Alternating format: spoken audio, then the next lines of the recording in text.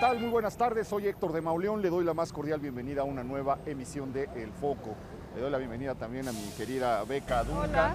Estamos caminando por el eje central de la Ciudad de México, la antigua calle de San Juan de Letrán, una calle que fue modificada en 1935-1936, se arrasó toda la parte poniente de la calle, porque era una calle mucho más estrecha, para darle paso al automóvil.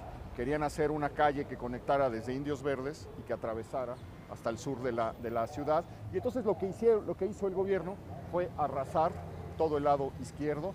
Se llevaron construcciones coloniales, se llevaron edificios del siglo XIX, se llevaron templos, colegios, etcétera. Y lo que lograron trajo algo bueno, y es que se logró que hubiera un gran bulevar en la Ciudad de México, la primera calle ancha que había en la ciudad y alrededor de la cual se fueron estableciendo los lugares que le daban un aire de cosmopolitismo a la calle de San Juan de Letrán. Ahí estaban pues tiendas de ropa, ahí estaban grandes salas de cine, ahí estaban zapaterías.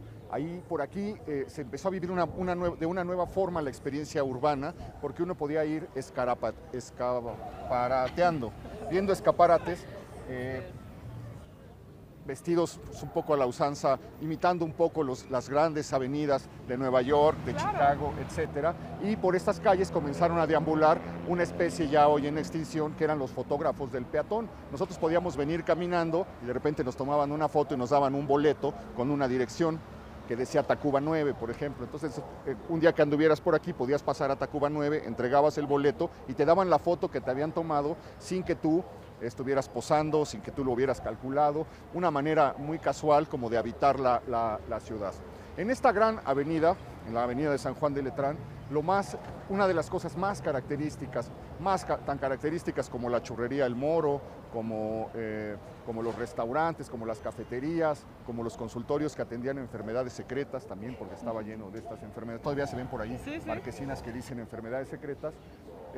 Reinaron las salas de cine, grandes salas de cine que se convirtieron en una seña de identidad de la Ciudad de México. Diríamos que entre los años 30, 40, 50, 60, hasta que empezaron a languidecer y a desaparecer por ahí de finales de los 80, principios de los 90, para convertirse en las multisalas de plástico que hoy conocemos. Bueno, y es que como dices, San Juan de Letrán, este gran bulevar, por esta misma razón se ganó el nombre del Broadway de México, ¿no? Por todas estas marquesinas, como dicen, los escaparates, realmente sí competía con las grandes avenidas del mundo.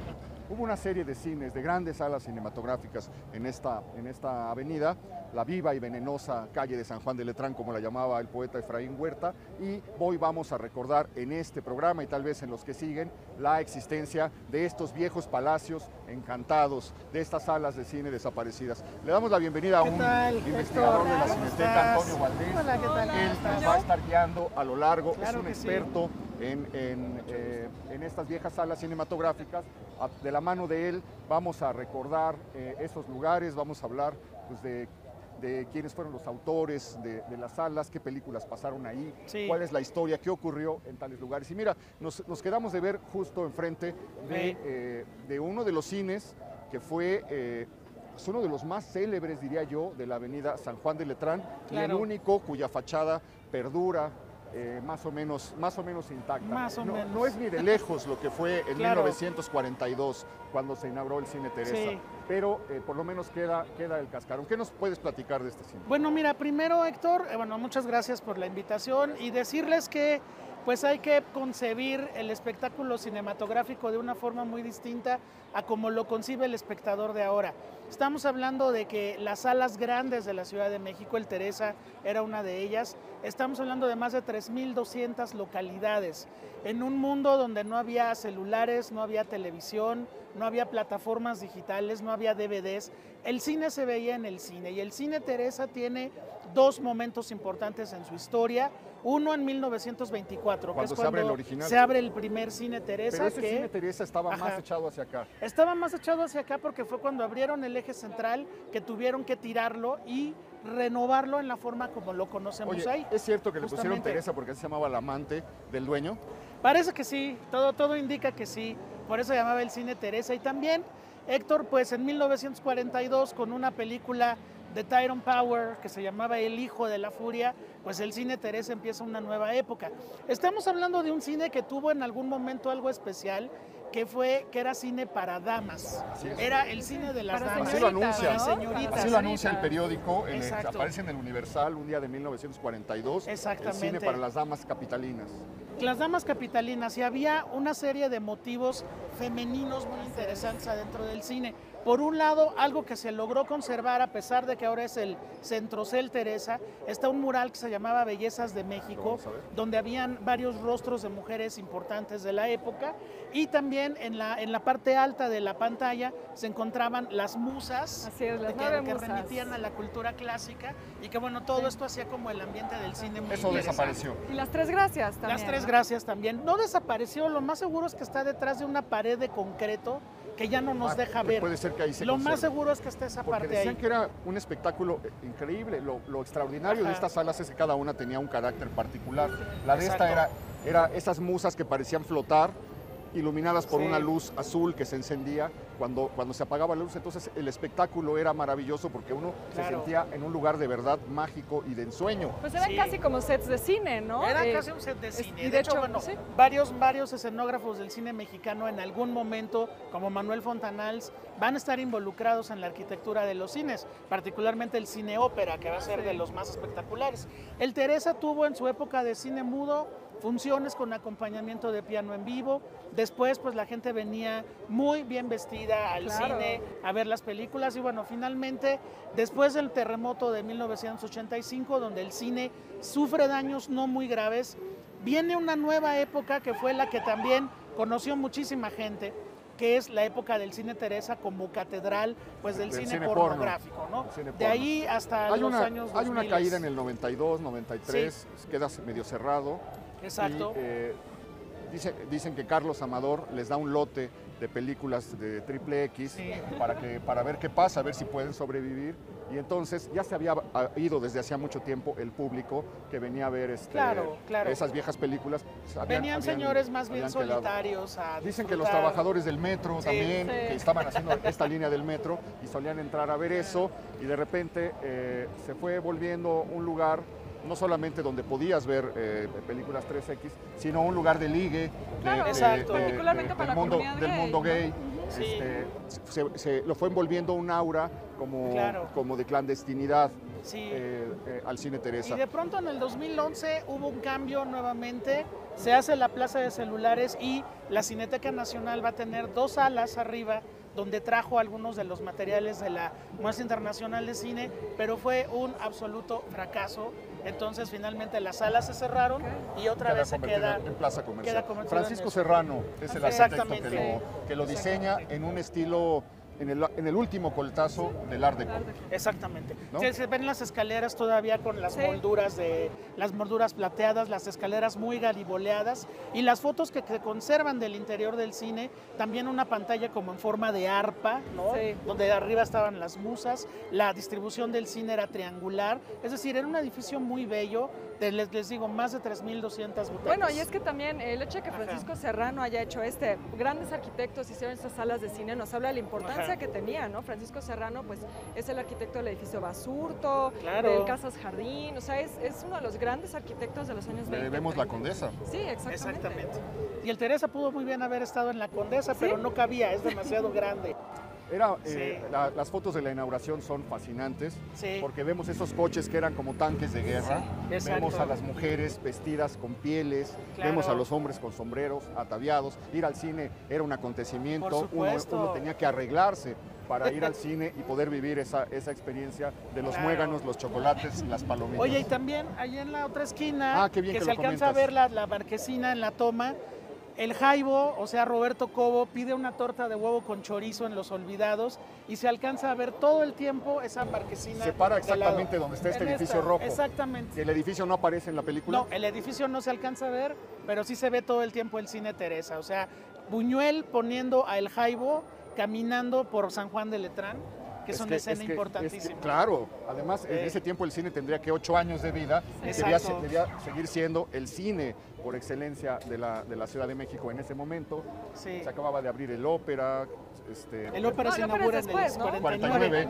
49. No, digo, no Porque se había es con abierto. Cinelandia, No, se Cinelandia acababa sí de abrir el existía. ópera, porque Los Olvidados Sí. es del 51.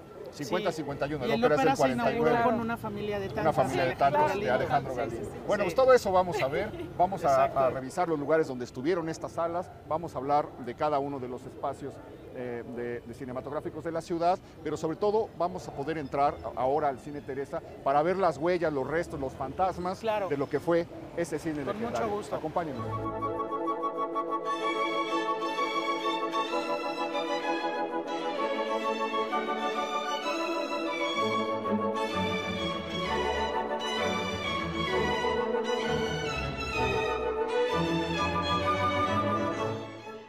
Pues aquí estamos entrando a lo que era el lobby del cine.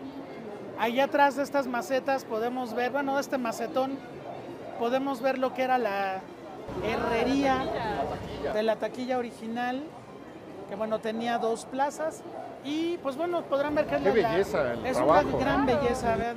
Y es muy al Esta estilo cuestión. también Art Deco del Palacio de Bellas Artes, ¿no? este Con el mármol. Sí, sí, sí. Mármol Totalmente rosa, de ese- la herrería, Sí. pero qué belleza de trabajo, ¿no? Exactamente. Completamente deco. Y bueno, la gente entraba aquí a la sala y bueno, ya tenían las diferentes localidades, ¿no? Pueden ver que hay 2 escaleras que suben, otra que sube un piso más arriba. Era de 3 niveles el Cine La Teresa. escalera es la misma. La escalera es la misma, eso no se alteró hasta ahorita. ¿Vamos a subir por acá o por acá? Pues, si quieres, por acá Vamos por acá. subimos. Y acá vemos el mural de Bellezas de México en la parte Lo de vemos desde arriba. arriba. Sí, subimos por acá.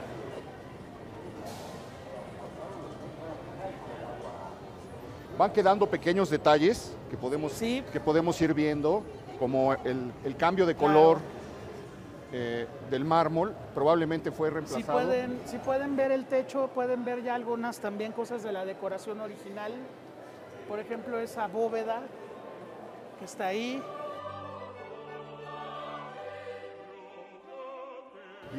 Y por fin el mural legendario Aquí del está. que se ha hablado tanto, hecho con rostros de damas señaladas, damas destacadas de Exactamente. 1942 en la Ciudad de México. Vamos a acercarnos un poco Ven. hacia el mural. ¿Quiénes Las eran columnas. estas mujeres? Pues mira, vamos Estamos a ver pisando por el ahí. piso, el piso original. Sí, también este es original, Héctor. Mira, No, se ven los detalles Continúa. del mármol, Y claro. esto conducía Todos ya los hacia detalles. esta sala. Bueno, pues este es Exacto. el mural célebre, famoso del que le estábamos hablando. No sé si se conserven o si Ajá. alguien tenga los nombres de estas No. damas ilustres de la no ciudad. mucho. De hecho, está bastante maltratado, como te puedes dar cuenta. Sí. Pero es un fotomural, ¿no? Es un fotomural, ahí está la empresa, fotos de Yáñez, Lira y Aerofoto, con los volcanes, con el Palacio de Bellas Artes, Los la Pegasos, columna ¿no? de ¿Qué la es eso? Independencia, Los Pegasos. los Pegasos de Bellas Artes. Y bueno, pues este fotomural muy bonito. De las 1942 el ruido era como Mucho más mucho decente, mucho claro. más apagado. Sí. Si uno quiere saber cómo era el ruido de la Ciudad de México en esos años, vale la pena ver la película Distinto Amanecer, Claro. que está filmada la mayor parte de ella en exteriores. Exacto. Y uno se puede dar cuenta cómo el estruendo que había escandalizado a tantos viajeros extranjeros que decían es una ciudad ruidosa que no se calla nunca, es un juego de niños comparado comparado con el con San hoy. Juan de Letrán o el eje central de hoy nuestros en día. días. Bueno, pues este Sí. es el Bellezas metropolitanas. Y bueno, aquí subías, entrabas a la parte de arriba y lo que hay al fondo ahora es una pared blanca. Yo les comentaba un poco que lo más seguro es que la parte que oculta esa parte es la parte de la pantalla. Realmente todo lo que es el Centrocel Teresa es la parte de la butaquería y donde en ese momento se termina, pues es donde ojalá algún día se pueda abrir esa puerta y podamos ver esta pantalla y estas musas y estas referencias clásicas. ¿Y ¿no? estas escaleras a dónde conducían? A la administración del cine, Ah, que ahora es la administración de la plaza, o sea, no cambió en ese sentido mucho, ¿no?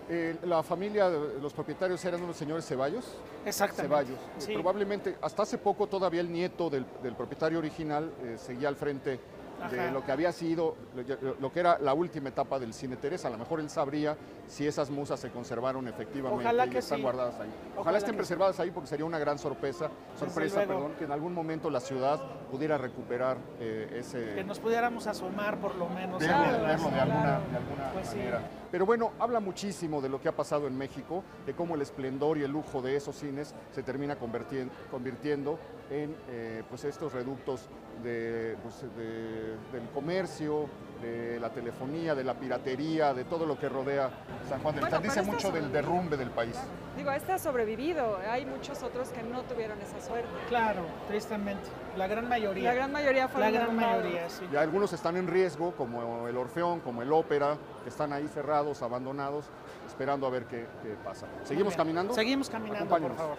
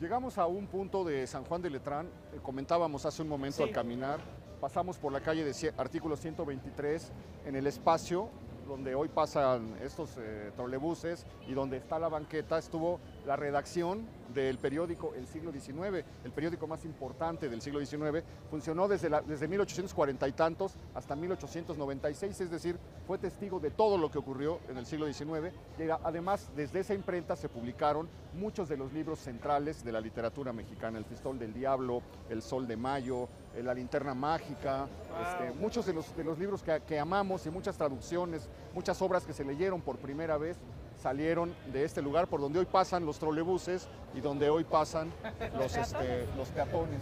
Es parte de lo que se destruyó una capilla muy antigua para poder abrir esta calle, ensancharla, y entre eso se llevaron esto. Y ahora nos hemos detenido en este punto, Antonio.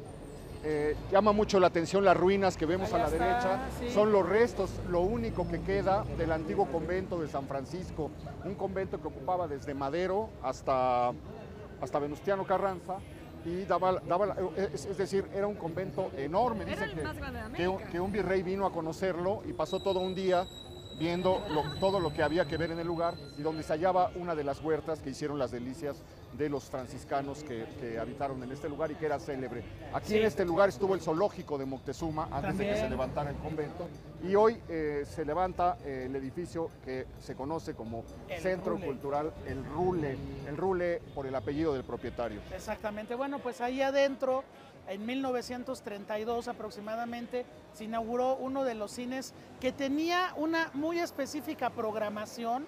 Aquí entramos a otra concepción de cómo se exhibía el cine. Así como el Teresa era un cine con programación para las damas de la Ciudad de México, el Cinelandia, el Aladino y algunos otros cines del rumbo presentaban películas para niños. Eran salas mucho más pequeñas que el Teresa, estamos hablando de 376 butacas, que ahora es lo que miden las salas IMAX, que llegan modernas. Pero bueno, estos cines eran cines exclusivamente para chavitos que venían a ver cortos de Chaplin, cortos del Gordo y el Flaco, las sinfonías tontas de Walt Disney. Y dibujos animados. Dibujos animados. Eran programas cortos de 1 hora, hora y media. La gente entraba y salía. y quien tiene una muy bella memoria de este cine que se llamó Cinelandia es el maestro Pepe de la Colina. José de la Colina. José claro. de la Colina fue el primer cine en México que conoció cuando su familia llegó a En México 1900. en el 37. Él también cuenta que Sí. aquí vieron las noticias de la Segunda Guerra Mundial. Sí, que porque cuando los salía cortos- Hitler había gente que aplaudía Así y había es. gente que chiflaba. Así Y bueno, en fin, el Cinelandia estuvo aquí, no tuvo una vida muy prolongada. ¿Cuántos años? Debe haber sido unos 20 o 30 años, más o menos. Hay unas cartas Sí. famosas que le dirige Octavio Paz a Elena Garro cuando eran Ajá. novios.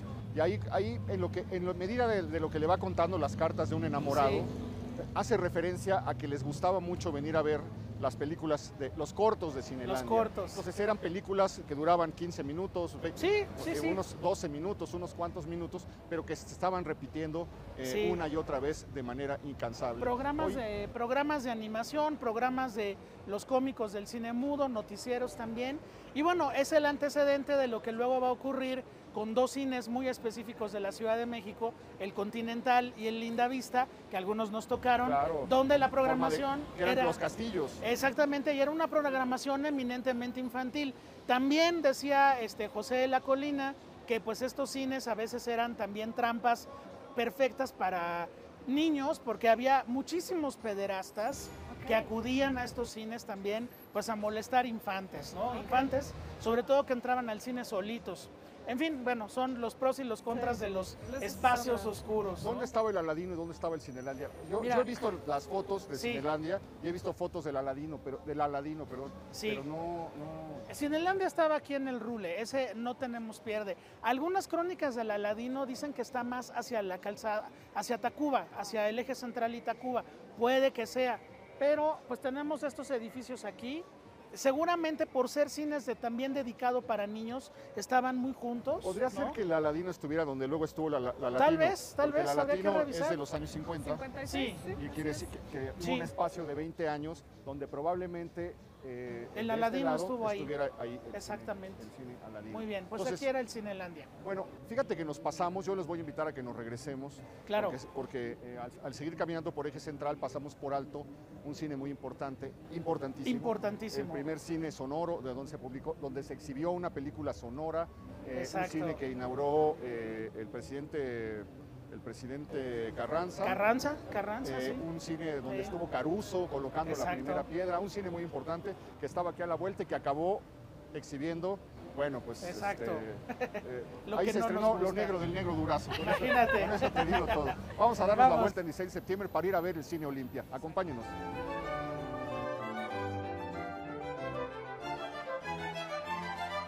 ...16 de septiembre. 16 de septiembre y llegamos pues a un cine importantísimo que se llamaba el Cine Olimpia. Decíamos que en 1919 la primera piedra de este cine la puso nada menos que Enrico Caruso, Sí. que se inaugura poquito tiempo después. Y bueno, era un cine de lujo porque pasaban dos cosas, Héctor. Por un lado, era la presentación de películas importantísimas como El Cantante de Jazz. O sea, fue el primer cine que tuvo un equipo de De sonido sonido, Vitaphone para poder proyectar esa película, pero también el programador de este cine era muy importante. Era nada menos que Fernando de Fuentes, Ok, el wow. más importante director de cine mexicano de los 30.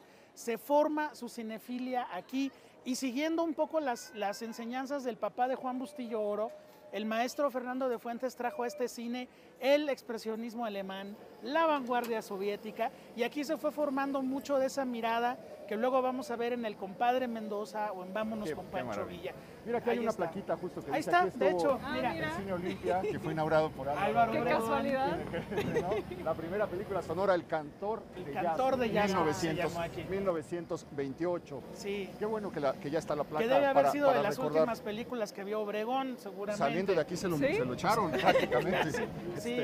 Y bueno, el Cine Olimpia continuó su vida ya como sala de COTSA después, de la compañía operadora de teatros. Yo tuve el gusto de conocerlo en el año 89, me toca ver Indiana Jones y La Última Cruzada.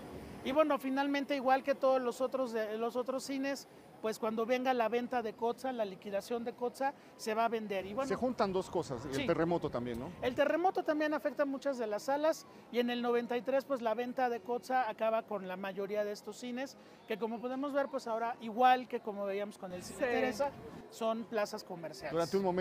Durante algún momento funcionó aquí una cosa que se llamó la capital del sexo, que eran condonerías, sex shops, etcétera. No funcionó, no duró mucho, pero era un lugar extraño porque aquí estuvo el Hotel Jardín. Ajá, también.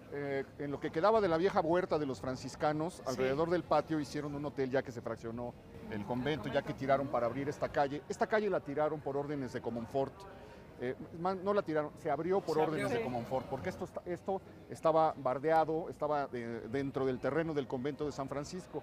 Y en 1856 le dijeron, un miembro del batallón Independencia le dijo al presidente Comonfort que los frailes estaban financiando una conspiración para derrocarlo. Y entonces en castigo mandó demoler el convento y expulsar a los frailes. Mandó demoler y hacer una calle que precisamente se llamó Independencia en honor de la persona del batallón Independencia que le avisó de la conspiración. Entonces cuando se partió esto, este lugar fue ocupado por una persona que lo compró para hacer un hotel y entonces hizo el Hotel Jardín, dejó los restos de la huerta franciscana y construyó habitaciones alrededor. Tiempo después, un empresario que se llamó Jacobo Granat. Jacobo Granat, claro. ¿Granat o Granat? Granat. Jacobo Granat compró es el primer empresario cinematográfico de la ciudad. De acuerdo. Hace varios cines, compra varios cines. Sí. Era una persona que se dedicaba a comprar antigüedades. Después de Salvador Toscano, es el que se interesa en el negocio de los cines. Y compra el Salón Rojo. Compra el Salón Rojo y él también tiene que ver con el Olimpia. El que era gerente y programador era Fernando de Fuentes. Abre un cine que se llama Granat, que está por el rumbo de Tepito, de la Lagunilla. Compra varios cines y luego de repente, inexplicablemente, es algo muy triste, decide vender todo e irse a Europa. Él era de origen judío y se va a Europa en el año 40 o 41. No. Sí, pues ya sabemos lo que está pasando. Claro. Es trágico porque aquí era muy exitoso, dejó un legado inmenso. A mí se me hace muy injusto que sea tan poco recordado. Deja un legado inmenso, pero allá lo agarran, lo meten a un campo de concentración y muere en un campo de concentración. Qué mal. Personaje al que le debemos algunas de las salas de cine más bellas que hubo en la ciudad. Mencionamos el Salón Rojo y estamos a unas cuadras, ¿por qué no nos vamos Vamos hacia para allá? ¿Vamos? Con muchísimo gusto. Acompáñenos. Vamos.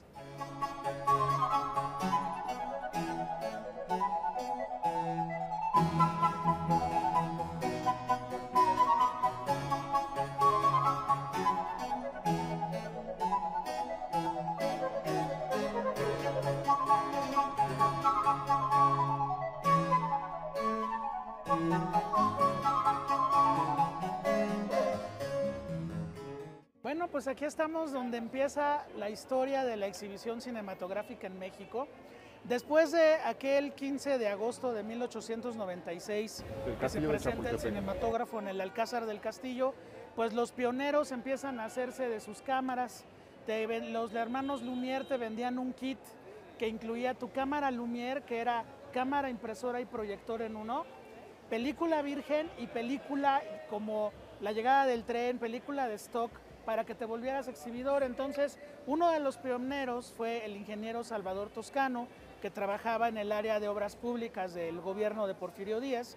Había hecho bastante dinero, pide un préstamo a Inglaterra, otro préstamo a Francia, se logra comprar el cinematógrafo y anda durante muchos años en la exhibición trashumante, no había un local. Finalmente aquí, en 1906, el ingeniero Salvador Toscano se establece y esto es lo que se va a llamar el Salón Rojo. Estamos en el palacio de don Joaquín Borda, la vieja casa del rico minero de las minas de Tasco. En esta esquina se hace el cinematógrafo. ¿Por dónde está la entrada? Estaba la entrada por allá. El nombre original del lugar era Cinematógrafo Lumière, tal cual lo había comprado Salvador Toscano. Luego, por la decoración, se le va a llamar el Salón Rojo. Cuando el ingeniero Salvador Toscano se retira un poco del negocio, aparece el señor Granat, que es quien toma las riendas del Salón Rojo, y el Salón Rojo desaparece algunos años después. Finalmente se le va a rendir homenaje en la vieja Cineteca Nacional la sala que estaba arriba de la sala Fernando de Fuentes y que era donde se exhibían los ciclos de cine más de arte, los ciclos más especializados, se va a llamar el Salón Rojo en homenaje a este lugar. Hay muchos relatos de cómo era el Salón Rojo en su interior. Sí. Imaginemos que es la época del cine mudo, Sí. donde se van, orquestas van acompañando los momentos climáticos Claro. de las proyecciones o de esas películas. Cuenta Salvador Novo que la novedad de este cine era que tenía escaleras eléctricas. Podías subir por unas escaleras eléctricas y arriba había un salón con espejos deformantes donde te veías y te reías de ti mismo. A un lado había un salón de baile donde las orquestas tocaban Claro. jazz, tocaban foxtrot, tocaban estas cosas. Sí. Había un pequeño bar para tomar un trago antes de ver la Sí. función o al salir, y eso lo convertía en un lugar muy atractivo para los habitantes de la Ciudad de México. Luis G. Urbina, cuando llega el cine, ahorita vamos a caminar hacia el lugar donde se proyectó donde se hizo la primera demostración del Pública, cine. sí, claro. Cuando se desata la locura, porque hay una fiebre después de ese momento por el cine, la gente enloquece al ver eso, no puede creer a lo que ha llegado la ciencia, ver la vida reflejada tal cual es, En etcétera. movimiento. Y entonces dice Luis G. Urbina que a la ciudad le surgió un nuevo cuadro de costumbres, que Sí. es la salida del cinematógrafo. Hay gente gritando, niños gritando afuera, va a empezar la tanda, va a empezar la tanda, va a empezar la tanda, compre sus Exacto. boletos. Se hacen unas colas inmensas porque todo el mundo quiere ver la tanda de la proyección cinematográfica, y cuando acaba la película y la gente sale como un enjambre por las calles mientras se va apagando todo. Ya en la noche se van apagando todos los lugares, y entonces Urbina dice, hay que hacer el nuevo cuadro de costumbres, que es la salida o la vuelta del cinematógrafo. Sí. Es algo que cambia radicalmente la vida de la ciudad, al punto que en la decena trágica se siguen exhibiendo películas en algunos lugares mientras Claro, toda la ciudad está sí. paralizada, y en las Sí, grandes sí. epidemias también, ¿no? México es un país que amaba el cine, no porque no lo ame ahora, sino porque ahora ya es muy caro ir al cine. El cine costaba 4 pesos durante muchas décadas. Había cines de 4, de 8 y de 13. Había los de Piojo también, Había los ¿no? piojitos que eran los más divertidos porque eran sobre todo los del barrio popular. Fíjate que esto que cuenta Luis G. Urbina es muy rico, porque ahora el público va a la plaza comercial y de paso va al cine. Antes íbamos al cine, realmente era la noción de ir al cine. Desde luego que sí, y bueno, lo que cuenta también Héctor de esta crónica de Salvador Novo del Salón Rojo, era de que para que veamos que estos primeros salones, estas primeras salas de cine, no tenían todavía la noción del cine nada más, sino que había espectáculos que venían de la feria popular, seguramente había tandas musicales, las orquestas. Eso cambió con el tiempo, ya salas como el Olimpia o el Teresa ya son cine, efectivamente, ya no hay más. Antes era toda una serie de negocios alrededor del cine, y ahora, bueno, el cine quedó en medio de una plaza comercial, es lo que estamos viendo en la actualidad, ¿no? Ok, vamos a cruzar Motolínea, vamos a caminar un tramo más Sí. para llegar al lugar donde se hizo la primera exhibición pública del cinematógrafo en México. Acompáñenos. Claro que sí.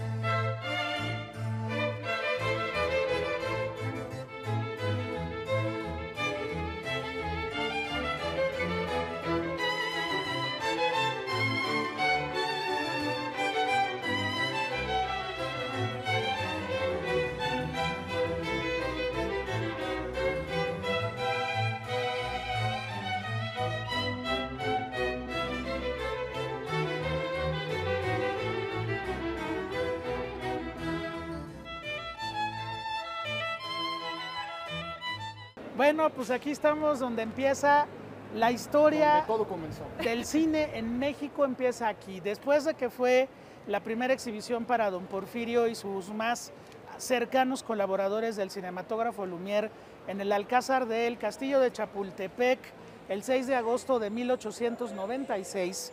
El 15 de agosto se hace una primera exhibición aquí, en este lugar que era la Droguería Plateros. Se cobró $1 la entrada las colas le daban vueltas a la manzana, fue un blockbuster en ese sentido.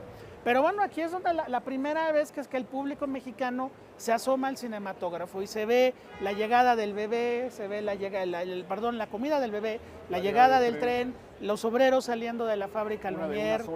Exactamente, y también ya algunas de las primeras películas que Gabriel Beire y Claude Ferdinand Bonnebernard van a ya filmar en México, ¿no? Todavía no hay cineastas mexicanos. Los recorridos de Porfirio Díaz. Toda la filmografía de Porfirio Díaz. Es impresionante cómo lo convierten en el primer actor del cine mexicano. Pues sí, claro, exactamente. ¿No? La primera gran estrella es don Porfirio Díaz. Aparece en su caballo, aparece en su carruaje. Y luego vendrán esas famosas vistas donde la gente en Francia quedaba muy aterrada porque decían que los mexicanos nos comíamos los cubiertos. Lo que pasa es que es una toma abajo del árbol de la noche triste donde unos indígenas están comiendo mole con tortillas. Entonces las tortillas te las vas comiendo y la gente decía en Europa, los mexicanos son tan salvajes que se comen los cubiertos. Qué poco civilizados eran. Qué poco civilizados eran. Ahí está la placa. Hay una placa así que nos recuerda que estuvo la droguería Plateros, donde se realizó la primera demostración pública del cinematógrafo en 1896. Me da mucho gusto que esté ahí esa placa. Les voy a decir por qué. Porque aquí está la huella, los restos de una placa que inexplicablemente alguien quitó. La quitaron. Y esa placa decía precisamente: aquí estuvo la droguería Plateros, donde se realizó la primera demostración pública del cinematógrafo. Entonces esta es una venganza de la memoria a los bárbaros que quitan placas porque creen que no sirven, que no indican nada. Esta placa le indicó a mucha gente durante mucho tiempo que aquí había ocurrido el principio de algo que fue una de las grandes, que ha sido una de las grandes pasiones del siglo XX, una de las grandes felicidades del siglo XX, claro. La llegada del cine. La quitaron y tuvimos la oportunidad de vengarnos colocando la restitución de esa placa. Perfecto, me parece muy bien. El triunfo de la memoria por una vez siquiera en la ciudad. Vamos a caminar hacia 5 de mayo porque ahí hubo 2 salas. Hubo el Cine Palacio, importantísimo, donde se exhibieron las mejores películas mexicanas de la época de oro, se exhibían ahí. Y el Cinematógrafo Cine Club, exactamente, que introdujo la permanencia voluntaria en México. Muy bien, vamos para acá.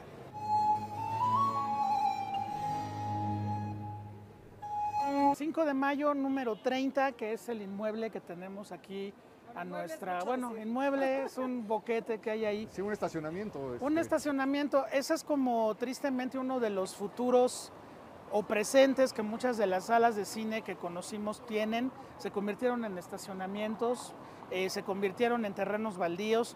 Aquí estaba sobre todo uno de los cines clave para la difusión del cine mexicano durante los años de la época de oro. Se trata del Cine Palacio.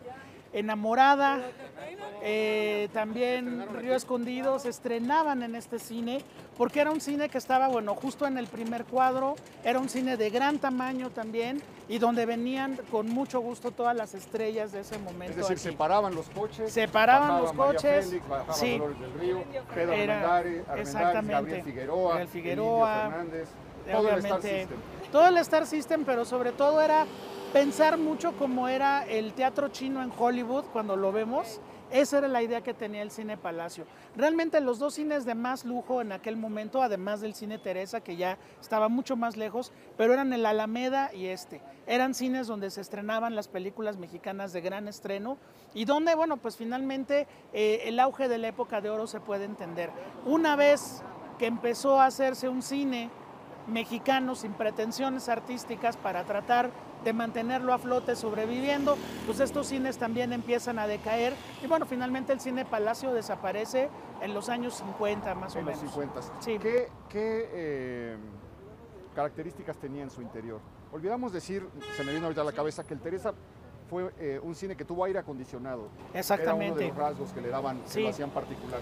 Tenía también su clima artificial, anunciaba dentro del cartel que tenía mucha seguridad para el público, que todo estaba muy funcional, que había permanencia voluntaria, es decir, uno podía entrar y quedarse el tiempo que quisiera uno en el cine y después ya retirarse. En fin, era un cine sobre todo muy espectacular en la arquitectura. Las fotos que se conservan son realmente preciosas y era un palacio realmente, esa era la idea.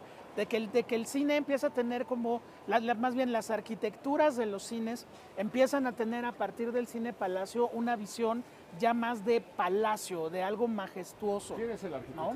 Fíjate que ese dato no ¿No es lo con tengo B? ahorita. Debe ser. Y es antes de la ópera y eso. Es antes del ópera. El ópera ya digamos que le toca el cierre de la época de oro del cine mexicano, a finales de los 40.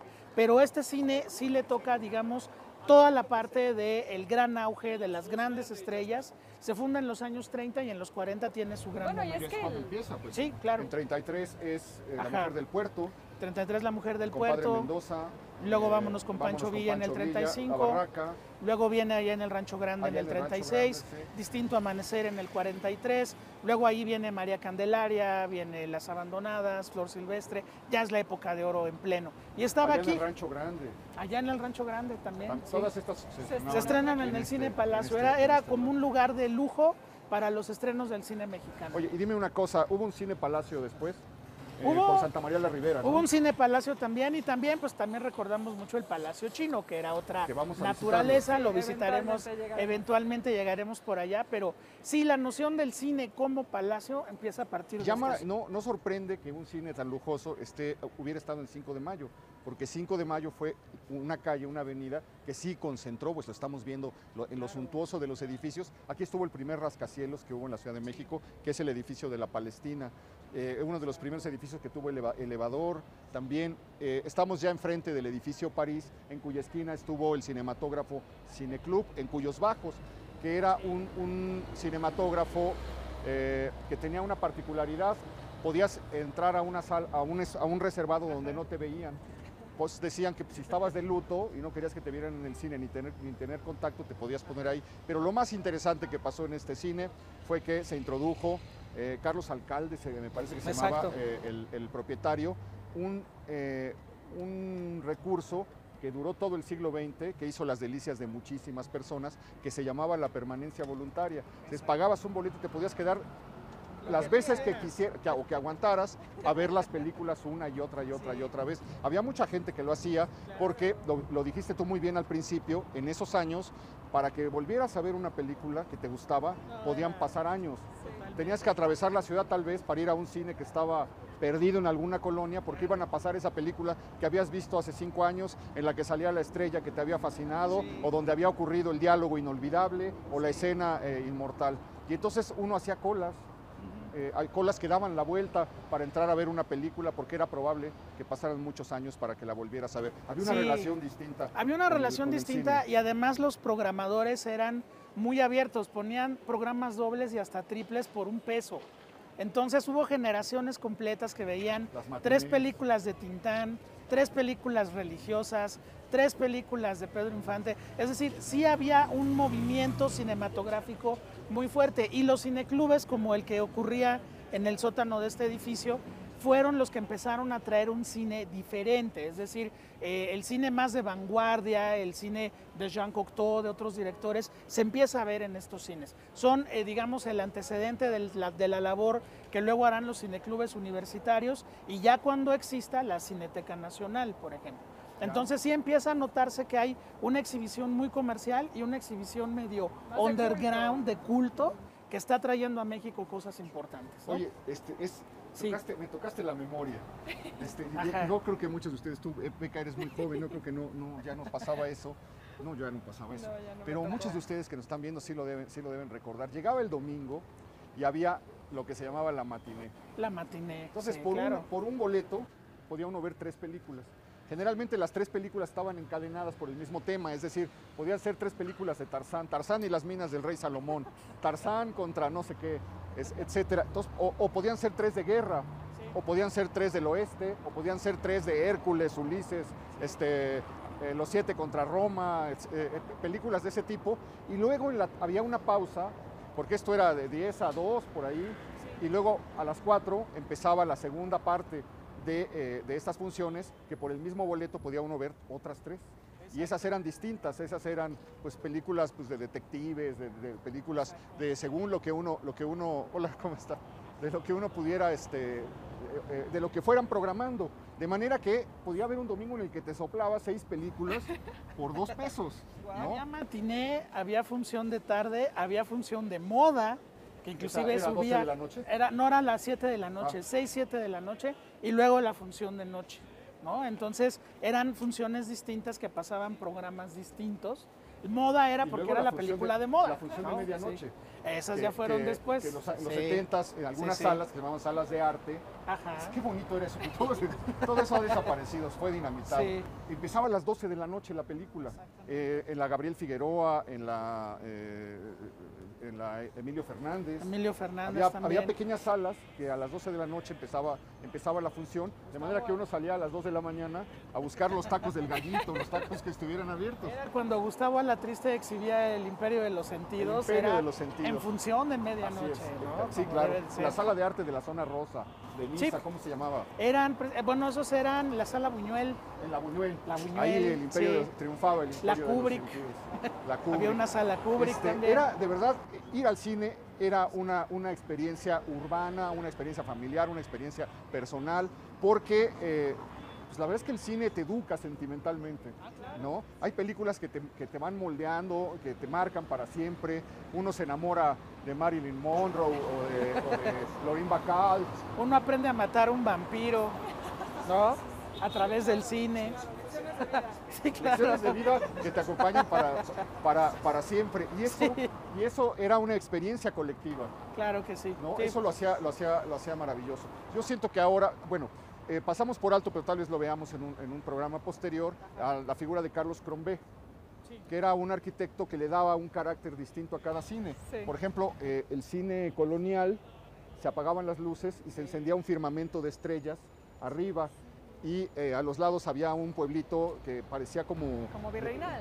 como Tasco, ¿no? Como que recordaba la catedral de Santa Prisca, etcétera. Entonces aparecía eso a los lados y esa era la característica de ese cine. Y así cada cine tenía un rasgo, un tono, el Palacio Chino, lleno de pagodas, con budas, Claro. Sí, tenía su etcétera, personalidad que cada tenía uno. Y luego ya va a entrar, por ejemplo, la generación de la ruptura en los cines de los 60, ya de Panavisión 70, Cinemascope. Claro. Por ejemplo, había una obra de metal de Manuel Felgueres en el Cine Diana.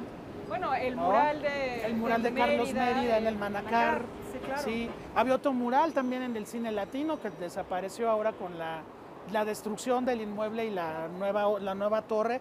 Desapareció, es decir, va a haber obra plástica dentro de los cines y eso también les va a dar otro nivel, ¿no?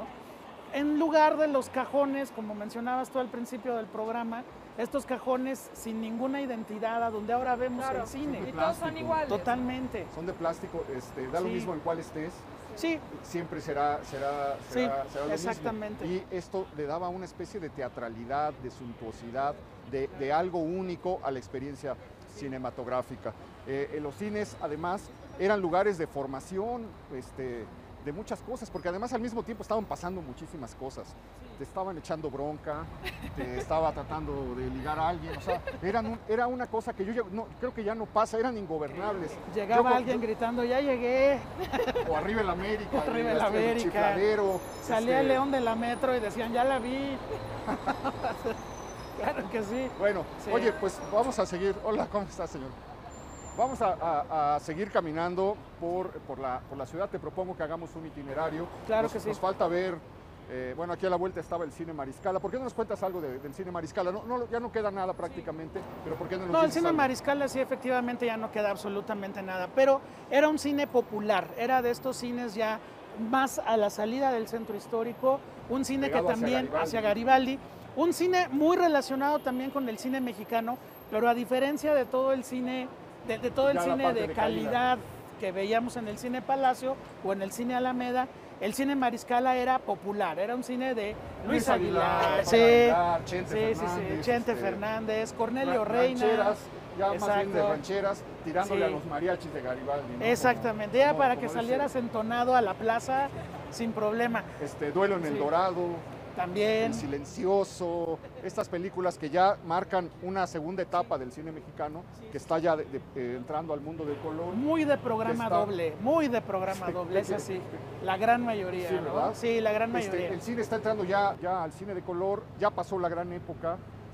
Los grandes actores son remedos ya un poco de ellos mismos, se empiezan a hacer remakes de las grandes películas anteriores. Y sin embargo, bueno, pues ahí sigue Fernando Soler, sigue apareciendo, de vez en cuando vemos cosas como La Cucaracha, esfuerzos como, Sí, también, como La también. Cucaracha de Ismael Rodríguez, Ismael, sí. donde junta otra vez a todas las grandes estrellas del cine mexicano y pone a Ricardo O una Garibay. donde los junta y los juntó muy bien, Los Hermanos del Hierro. Esa es Está una gran también película. todo el cine mexicano. Pero sí, ya estamos hablando del chilaquil western, ya estamos llegando a una época donde pues el cine mexicano empieza una crisis de calidad, empieza una crisis donde ya no va a encontrar ¿Qué es lo que nuevamente pasó? el camino. ¿Por qué esta industria sin chimenea, como la llaman, que había sido tan boyante en la Segunda Guerra Mundial, empieza a decaer? Porque se tomaron malas decisiones, Héctor y Viveca, se toman muy malas decisiones.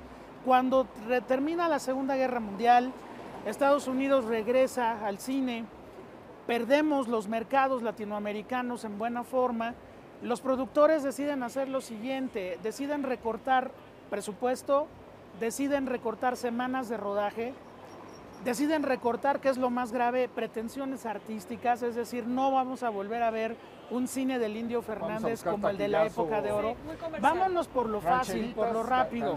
Cancioncitas. Surge la teoría científica del churro, que se las voy a ¿De dónde compartir. viene la palabra? Bueno, el churro es... Esa es una revelación. El churro viene de un pan largo que uno sí, corta sí. en pedazos. Hacia la vuelta venden. Que puedes poner en una bolsa, a uno le pones cajeta, al otro azúcar, al otro mermelada. Y son 3 churros que salen de un mismo churro. O sea, si vemos las películas, con todo respeto para sus fans, pero las películas de Santos, El Enmascarado de Plata, No, ahí no te metas. es la misma receta una y otra vez. O las películas de rumberas. Es una historia en Veracruz, es decir, una ¿a historia qué alude en concretamente Tijuana, ¿no? Sí. el término churro?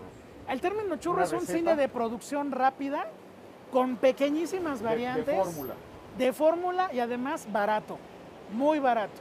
Sí, se hace completamente en serie. Se cortan pretensiones artísticas, se reduce presupuesto, se reducen semanas de filmación que pues empiezan a notar, empiezas a ver que las películas están hechas, las escenografías de cartón, se nota que todo se hizo de forma muy apresurada y lo peor del caso pues es finalmente ya ir reduciendo cada vez más los costos.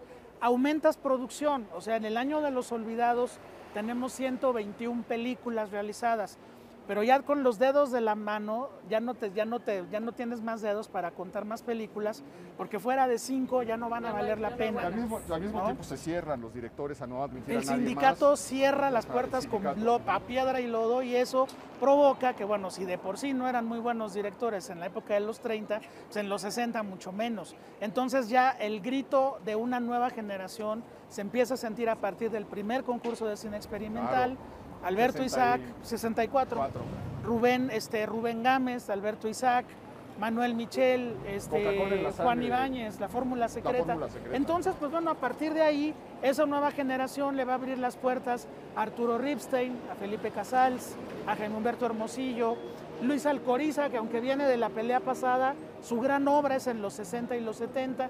Entonces, esa nueva generación va a necesitar, hablando del tema, va a necesitar de nuevos cines.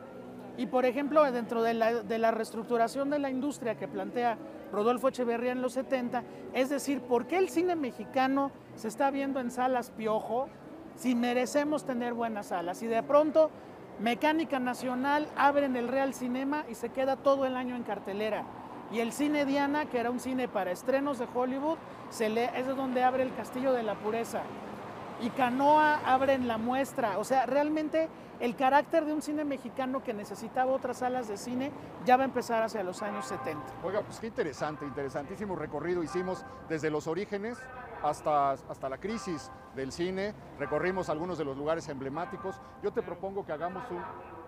Prueba de audio, sí, Avance, prueba de audio. Te propongo que hagamos un nuevo recorrido, ahora digamos por el lado de la Alameda, donde La Alameda, hubo grandes cines, claro, por el lado sí. de la calle de Independencia, donde estuvieron otros, Luis Moya, Moya, etcétera. sí. Y luego nos Sí, movamos a Santa María la Ribera, San Rafael, Y Reforma. la parte de atrás, Sí. del Palacio Nacional. Allá hay joyas, a allá lo hay largo de joyas. Reforma, Sí. y vamos recuperando con imágenes, con fragmentos incluso de cintas, etcétera, la historia de las grandes salas cinematográficas en la Ciudad de México. Claro que ¿Te sí, parece? Héctor, yo ¿Nos encantado vemos de toda la otra vida. semana?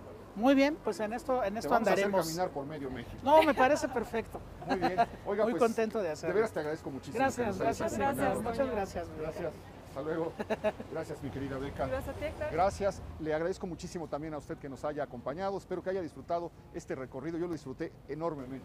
Gracias. Enormemente. De verdad, no sabes Gracias, cómo te lo Héctor. agradezco. Gracias, Héctor. Sígasela pasando bien y lo espero la próxima semana. Ya lo sabe usted, aquí en El Foco.